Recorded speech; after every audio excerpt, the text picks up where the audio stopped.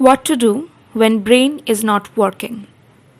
কোনো না কোনো সময় আমরা সবাই এটা ফেস করে থাকবো, যখন কোনো কিছুই আর আমাদের হিসেব মতো হয় না, আমাদের খুব ফ্রাস্ট্রেশন লাগে। হয় না এরকম অনেক সময় যে আমরা কোনো সলিউশন পাই না কোনো প্রবলেমের, শুধু খারাপই হয়ে যায় আমাদের সাথে, আমরা কিছু করতে পারি না, নিজের থেকে কোনো সলিউশন বার করতে পারি না। অ্যাকচুয়ালি ওই টাইমটা আমাদের ব্রেন যেন কাজ করা বন্ধ করে দেয়, আমরা কিছুই বুঝতে পারি না, মাথা থেকে কিছুই যেন বেরোয় না, কোনো সলিউশন, কোনো ইমপ্রুভমেন্টের কোনো রাস্তাই নেই। তো ঠিক সেই মুহূর্তে আমাদের কী কী করা উচিত? কেননা ব্রেন কাজ করাটা খুব দরকারি, কিন্তু যখন আমাদের ব্রেন কাজ করছে না তখন আমাদের কিছু স্টেপস খুব গুরুত্বপূর্ণ।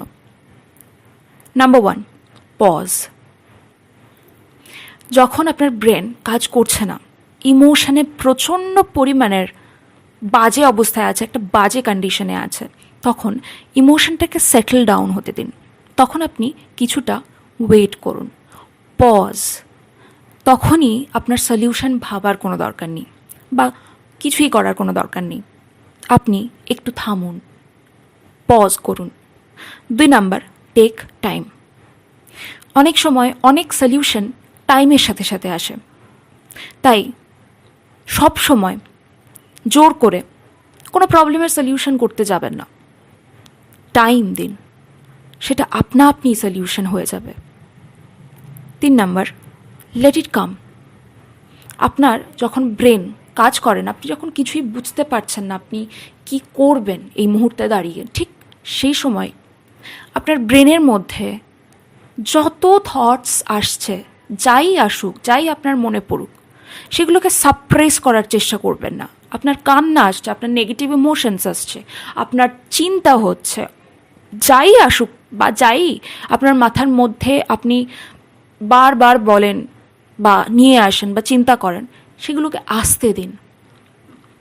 থট আর থিঙ্কিংয়ের মধ্যে পার্থক্য রয়েছে, এটা আমি পরের ভিডিওতে অবশ্যই বলবো।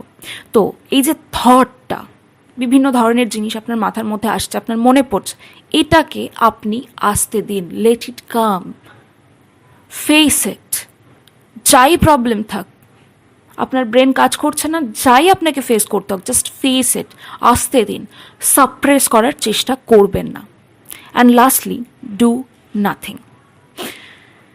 কোনো একটা জিনিস করতে অনেক বেশি এফর্টের প্রয়োজন হয়, অনেক বেশি ব্রেন খাটানোর প্রয়োজন হয়, কিন্তু যখন ব্রেন ওয়ার্ক করছে না, যখন আপনি একটা ইমোশনের চারিদিক থেকে ঘেরা হয়ে যাচ্ছেন, ঠিক সেই মুহূর্তে আপনার কোনো কিছু করার দরকার নেই, কোনো সলিউশন করতে যাবেন না, কোনো ভাবনা চিন্তার দরকারই নেই, এবং কোনো রকম কোনো রূপ জিনিসটা ঠিক করা বা বেরিয়ে আসা, বলে না যে এটাকে ওভারকাম করতে হবে আমাকে তাড়াতাড়ি, কেননা আমাকে এটা প্রবলেম দিচ্ছে, না, দরকার নেই।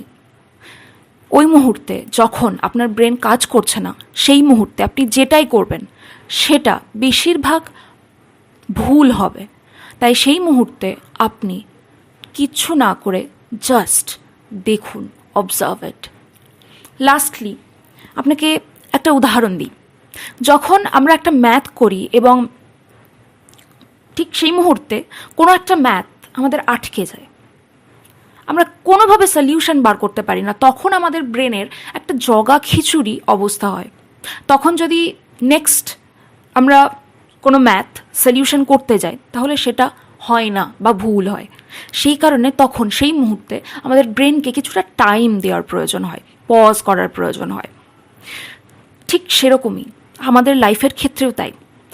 এই স্টেপগুলো আপনারা ফলো করুন যখন আপনাদের ব্রেন কাজ করছে না, যখন ব্রেনের মধ্যে একটা জগা খিচুড়ি সিচুয়েশন চলে এসেছে। Take your time.